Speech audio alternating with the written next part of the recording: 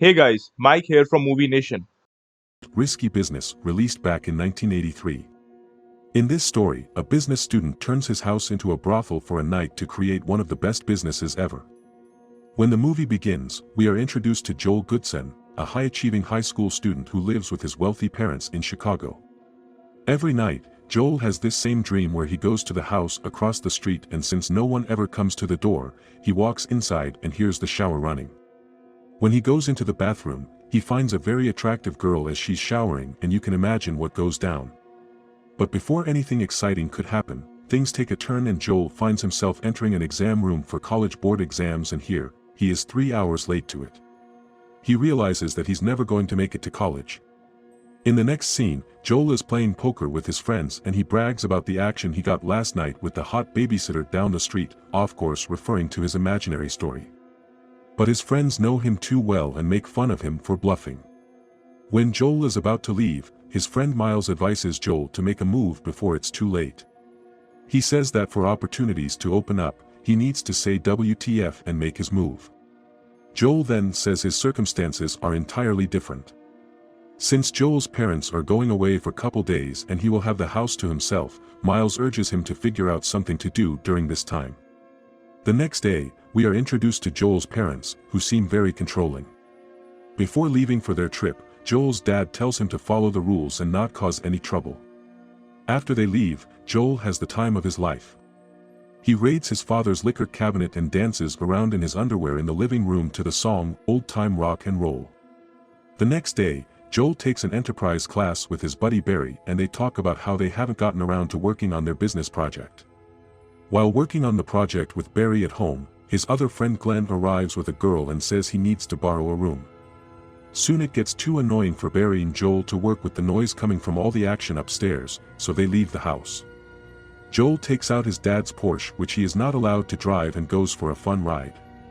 After another night of fun, Joel meets with Miles the next day and tells him he's making good progress after breaking a couple of rules like driving his dad's car. Then Miles convinces Joel to use his newfound freedom to take it up a notch and do something more fun. He takes a number from a newspaper of a girl named Jackie who provides services at home. He calls Jackie on Joel's behalf and books an appointment. Later, Joel keeps himself busy by doing chores around the house and studying for his exams when Jackie shows up. It turns out Jackie is a transgender person and Joel absolutely loses it. He calls Miles and he refuses to come to him. Eventually, Joel pays Jackie just to leave, but before she does, she gives Joel the number for another call girl named Lana. That night, Joel is unable to sleep and hesitantly calls Lana under the fake name of Ralph, and sets up a meeting with her at his house. And after some time, Lana arrives and she is revealed to be a gorgeous blonde woman.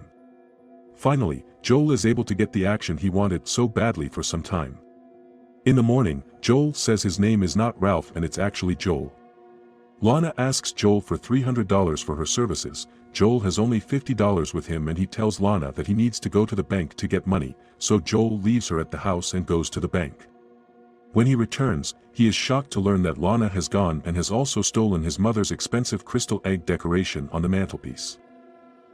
If you made it this far and you're enjoying the video, now would be a great time to subscribe to this channel. Subscribing is absolutely free and it would only take a second. It will help us bring you more awesome videos. Back to the recap, Joel meets Miles and tells him that he really needs to get that crystal egg back. The two friends make their way to a restaurant where they see Lana in the distance talking to a man. Joel doesn't want to make a scene there, so they walk outside and Lana follows them too. She gets in the car and asks Joel for a favor, saying she needs a lift. Joel says he'll only do it if she gives back the crystal egg she stole. Just then, Lana's manager, Guido, comes out furiously and demands for her to get out of Joel's car. Guido pulls out a gun and starts threatening her and Joel quickly drives away. The man starts chasing after them in his car and Joel finally loses him in a series of alleyways, and takes Lana to his house. Lana tells Joel that the egg is with the rest of her belongings at Guido's. Joel lets Lana stay at his house, and a day later, Lana is still there. She refuses to leave, so Joel informs his friends to keep a look on her and goes to school. When he returns, he finds out that Glenn and Miles had asked Lana to invite another girl, Vicky, to stay with them for some action, but Joel rejects the idea. He asks the girls to leave immediately and Vicky offers him $50 from the profit she made. but he refuses the money. When they are about to leave, Lana's manager Guido shows up at the front lawn, and the two girls tell him that they work for Joel now. The two girls who were about to leave run back into the house. Guido then calmly threatens Joel and leaves. That night, Lana and Joel start a casual conversation in the bedroom, and later decide to go out and get some ice cream along with Barry and Vicky. While outside, Lana suggests that she gets her friends together and use Joel's house and make a fortune until his parents get back from their trip. She even suggests that she be his girlfriend for the next couple of days. The idea of this excites Joel, and after a moment, he talks to Lana about her personal life, asking how she got into this business. Lana says she had to do it when her stepfather kept coming on to her. Joel tries to have a more intimate conversation about her life, but this upsets Lana because it comes off as Joel is judging her by her profession. Lana says she wants to be friends with him, but he is making things hard for her. While walking back to the car that was parked on the dock, Joel doesn't realize that Lana had accidentally bumped the Porsche out of gear while retrieving her purse earlier.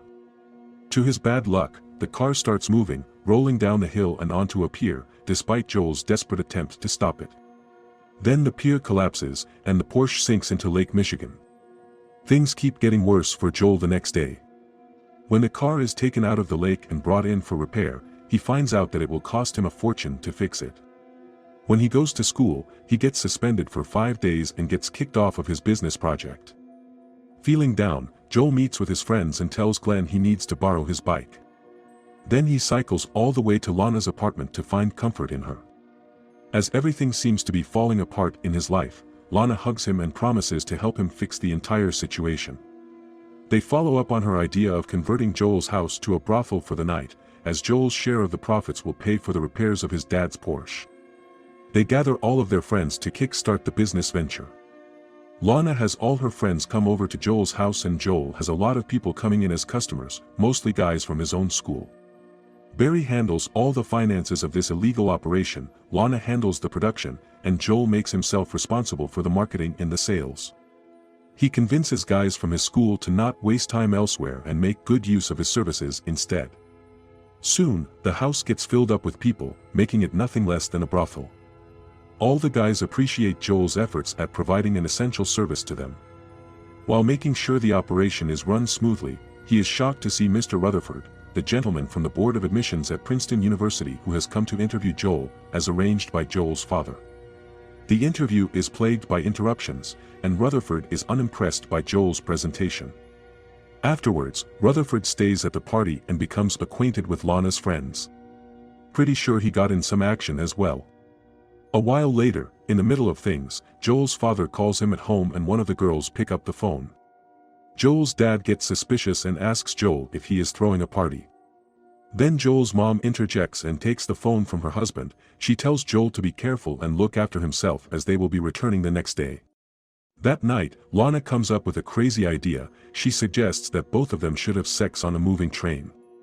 So they pay all the girls and close up the brothel for the night, and make their way to the train.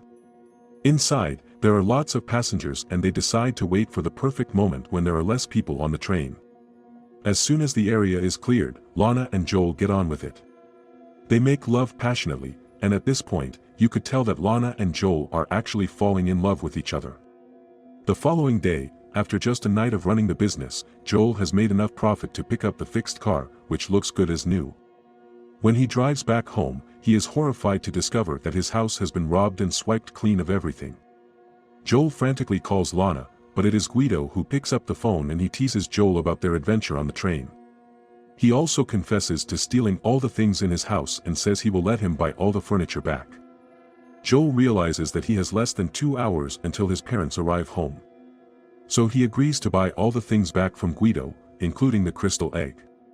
With help from his friends, he manages to get everything moved back in, just as his parents walk in.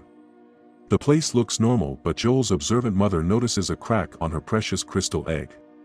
As a punishment, Joel is asked to do yard work to make up for his mistake. While working, his father comes to him and congratulates him. The interviewer was very impressed, and Joel will be accepted into Princeton. In the end, despite all his bad luck, Joel got what he wanted, a little business experience and getting accepted to his dream university. Subscribe to watch more videos like this, turn on notifications, and comment which movie you would like us to recap next.